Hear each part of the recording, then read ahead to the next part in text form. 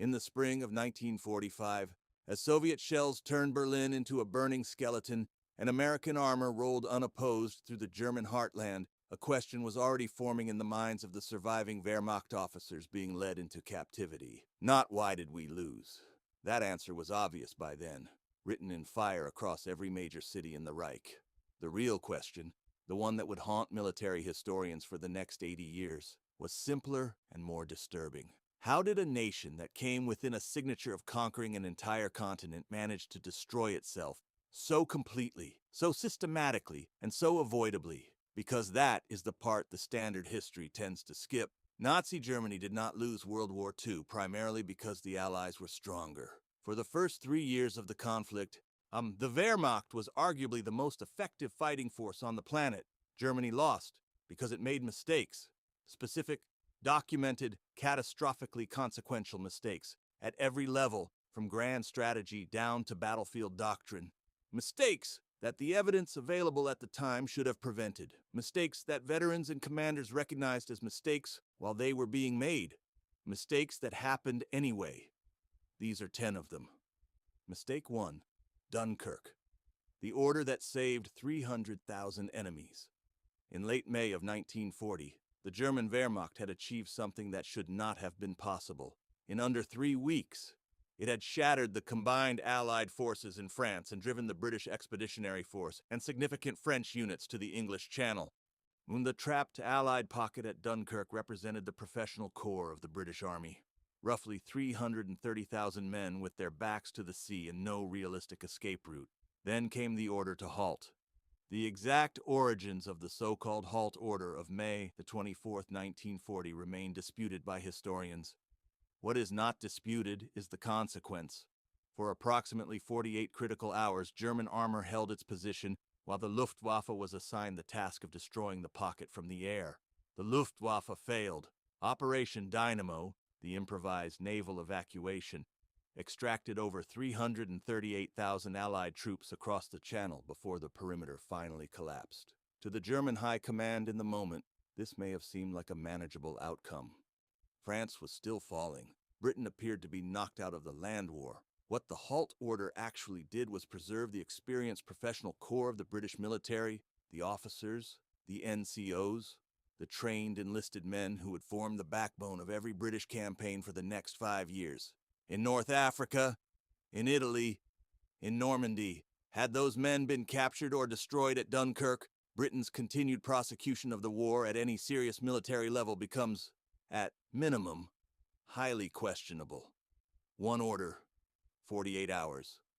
338,000 professionals who would spend the next 4 years killing Germans. Mistake 2, Operation Barbarossa.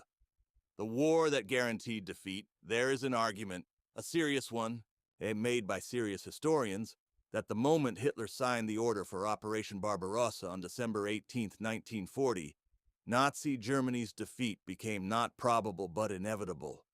The question was only how long it would take and how many people would die in the process. Germany in the summer of 1941 controlled Western Europe from Norway to the Spanish border.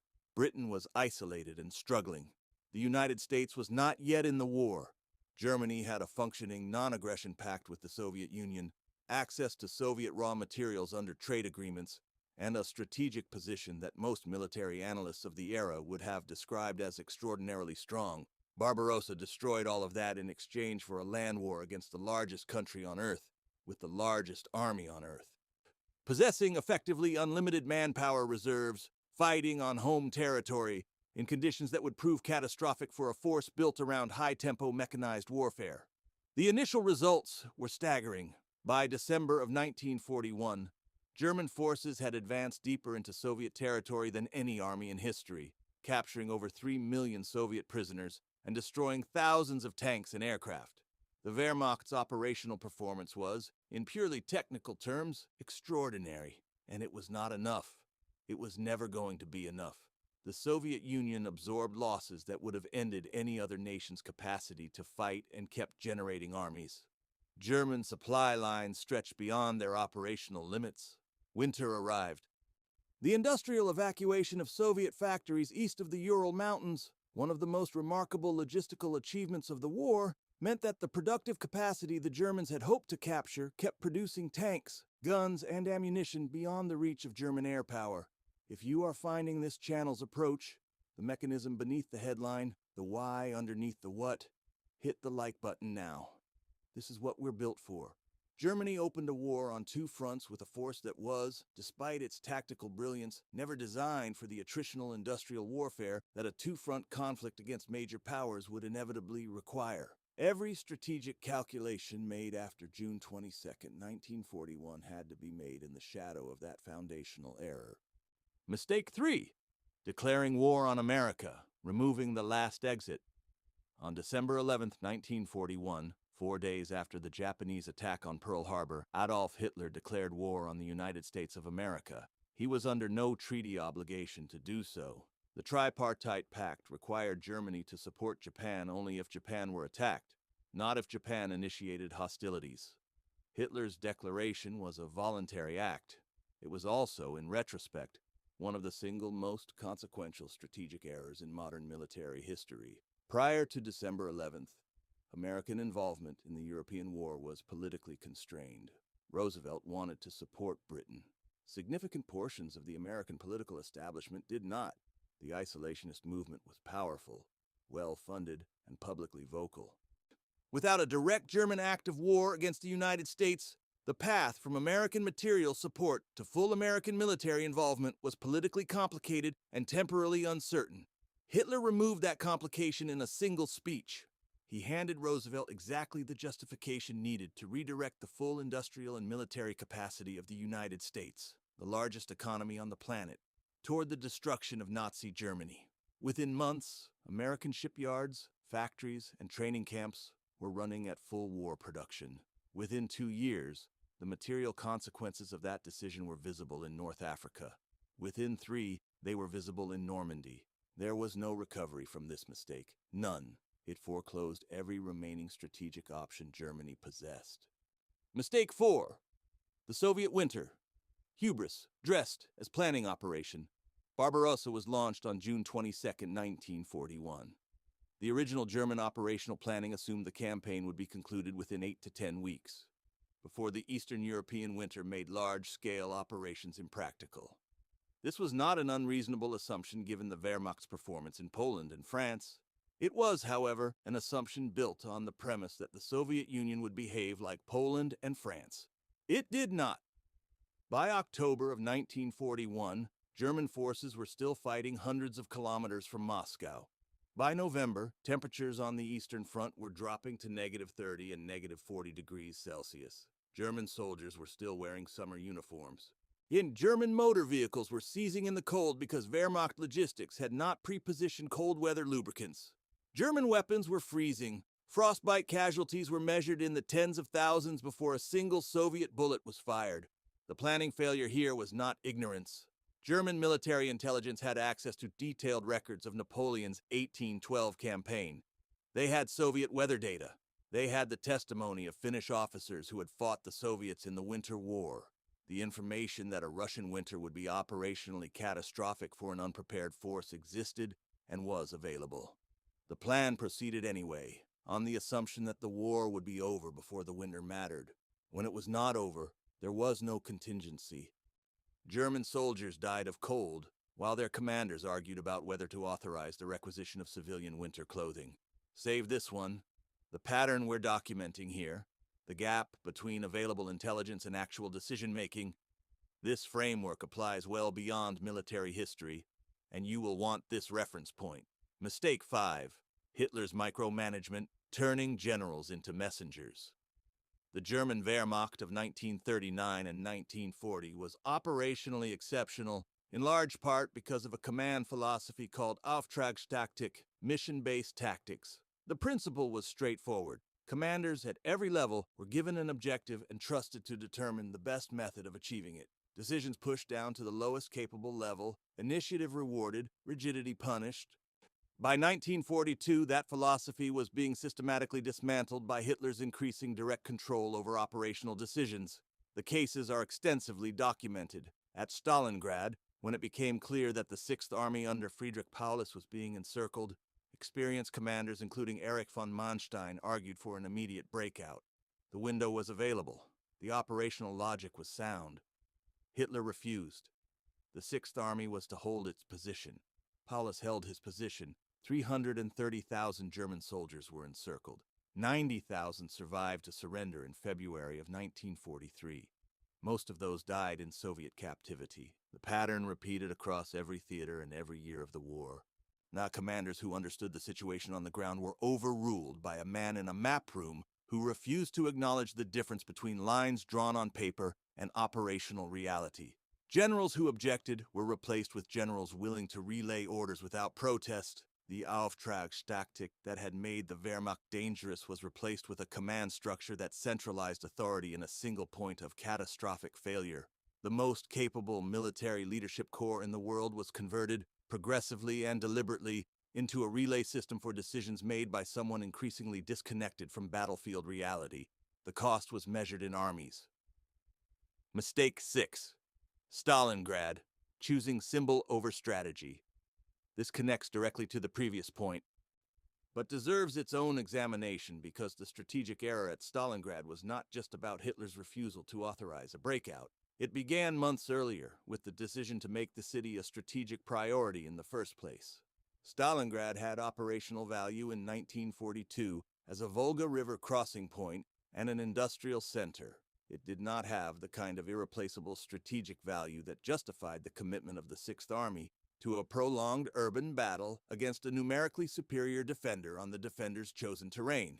Urban warfare systematically negated the Wehrmacht's primary advantages: mobility, combined arms coordination, operational tempo, and handed the initiative to Soviet infantry fighting for every building, every floor, every room. Hitler's insistence on capturing the city that bore Stalin's name converted what should have been a limited operational objective into a prestige contest. German forces that should have been fluid and mobile were fed into a grinding urban battle of attrition that Soviet commanders, particularly Vasily Chuikov, had specifically designed to bleed German strength. By the time Operation Uranus, the Soviet encirclement counteroffensive, launched in November of 1942, the Sixth Army was committed so deeply to the city that extraction was logistically and operationally near impossible. 265,000 German and Axis soldiers were surrounded. The myth of Wehrmacht invincibility died in the rubble of Stalingrad, and with it went the strategic initiative on the Eastern Front permanently. Mistake 7. The Atlantic Wall. Delusion. Defending everything, securing nothing. By 1943, German strategic planning was operating on the reasonable assumption that an Allied invasion of Western Europe was coming. The question was where and when. The answer to that question would determine everything: the outcome of the invasion, possibly the outcome of the war. The German response was the Atlantic Wall, a system of fortifications stretching from Norway to the Spanish border, thousands of kilometers of coastline defended by concrete bunkers, gun emplacements, and beach obstacles. On paper, it was formidable. In operational reality, it was a strategic illusion. The Atlantic Wall was too long to be uniformly strong and too inflexible to respond to the mobility and deception that Allied planning, specifically Operation Overlord combined with the deception Operation Fortitude, was specifically designed to exploit. The fundamental debate within German high command about where the invasion would land, Rommel arguing for strong beach defenses, von Rundstedt and others arguing for a mobile armored reserve held back from the coast, was never resolved. The result was a compromise that satisfied neither philosophy. The reserve panzer divisions that could have driven the Allies back into the sea on June 6, 1944, were held back from the coast, waiting for authorization to move that did not arrive until the beachhead was already established. By the time German armor reached Normandy in strength, American and British forces had transformed a beachhead into a front. The channel that just explained this to you covers the exact kind of strategic layer that most war history either simplifies or ignores. Subscribe now, because the next video takes this further than this one can. Mistake 8. The Jet Age. Squandered. The Me-262. Catastrophe. In 1944, Germany possessed the most technologically advanced combat aircraft in the world.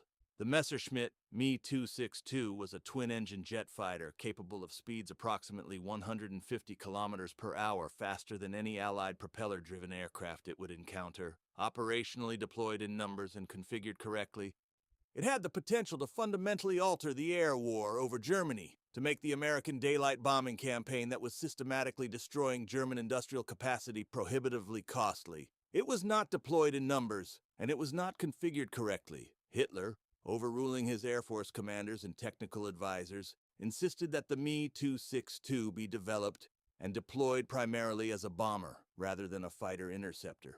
The logic was offensive. He wanted a weapon to strike Allied positions, not defend German cities. The operational consequences of this decision were severe. Converting the aircraft to carry bombs reduced its speed advantage and negated the primary characteristic that made it dangerous. Months of critical production and deployment time were lost to the redesign. By the time the Me-262 entered service in meaningful numbers as a fighter interceptor, after Hitler eventually reversed the decision, Allied air supremacy over Germany was effectively established. Trained pilots were in critically short supply, and the fuel shortages that were strangling the entire German war effort meant that the aircraft often sat operational on airfields with nothing to fly them.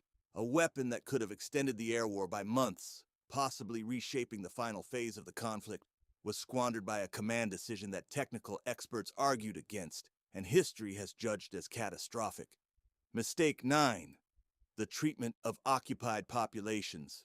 Converting allies into enemies. When German forces swept into the Soviet Union in the summer of 1941, they were met, in significant areas of Ukraine and the Baltic states, with something that German military intelligence had not fully anticipated.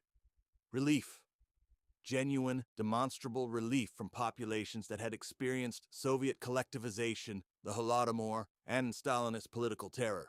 In parts of Ukraine, German soldiers were welcomed with bread and salt, the traditional Slavic greeting for honored guests. This represented a strategic opportunity of extraordinary potential. A significant portion of the Soviet civilian population had concrete experiential reasons to prefer almost any alternative to Stalinist rule. Converting that sentiment into active collaboration, partisan networks, auxiliary military units, agricultural cooperation, could have meaningfully complicated Soviet rear area security and logistics. Nazi racial ideology made this impossible. The occupied eastern populations were designated Untermenschen, subhumans, whose purpose was forced labor, dispossession, and in many cases, systematic extermination. The Einsatzgruppen followed the advancing Wehrmacht, conducting mass killings. Forced labor policies stripped occupied territories of able-bodied populations. Food requisitions created famine conditions in areas that had welcomed German arrival months earlier. The consequence was predictable, and was, in fact, predicted by Wehrmacht officers who understood the operational implications. Populations that might have been passive or supportive became the recruitment base for the Soviet partisan movement, a movement that tied down hundreds of thousands of German rear area security troops and created a permanent drain on German logistics and manpower throughout the occupation. Nazi Germany converted a potential strategic asset into one of its most costly operational liabilities, and it did so as a matter of deliberate ideological policy. Mistake 10. The fundamental miscalculation. Believing the war was already won, the deepest mistake, the one that made all the others possible, was not a tactical error or a strategic blunder. It was a failure of imagination that ran through the entire Nazi leadership from 1940 onward. After France fell in June of 1940, Hitler and the inner circle of the Third Reich operated at some fundamental level on the assumption that the hard part was over. Britain would negotiate. The Soviet Union would collapse in weeks. America would stay out. The Reich was already effectively victorious. The remaining operations were administrative, a matter of finalizing what history had already determined. This assumption produced a particular kind of blindness. It made contingency planning feel unnecessary. It made difficult decisions about resource allocation feel premature. It made the voices of military professionals who raised operational concerns sound like excessive caution rather than sound judgment. It made every warning about the limits of German industrial capacity, manpower, and logistical reach seem like defeatism. Here is what the history of Nazi Germany's collapse actually demonstrates. Stated as plainly as it deserves to be, confidence in an outcome you have not yet achieved is not strategy, it is the elimination of strategy. The Wehrmacht was capable of winning individual battles and campaigns at a level of operational brilliance that military historians still study, but operational brilliance exercised in service of a fundamentally miscalculated grand strategy does not win wars. It only makes the defeats more spectacular when they come. Germany did not run out of courage. It did not run out of tactical genius. It ran out of the capacity to correct course, because the assumption of victory had been mistaken for victory itself. And by the time that error became impossible to ignore, when the armies of the Soviet Union were inside the borders of the Reich, and there was nowhere left to correct to. Think about which of these 10 mistakes you consider the single most decisive, the one that, if reversed, gives Germany a genuinely different outcome. Write that argument in the comments, because other people reading this thread are going to push back on you, and the conversation that follows is going to be more interesting than anything in this video. 10 mistakes, 10 documented, preventable, foreseeable failures at the highest levels of military and political decision-making. Each one the subject of debate at the time, each one the subject of after-action analysis by the officers who lived through it, each one allowed to stand. The question this history raises, and genuinely cannot answer, is not why these mistakes were made. Hubris, ideology, the pathologies of authoritarian command, the progressive disconnection of decision-making from operational reality, these are all documented and understood. The question is why, when the evidence of each mistake was becoming visible in real time, the system produced no correction. Why the feedback loops that should have generated course adjustment instead generated justification. Why a military machine of extraordinary capability kept executing decisions that its own most capable officers recognized as fatal. That question is not only a question about Nazi Germany, and that is precisely why it has not stopped being asked.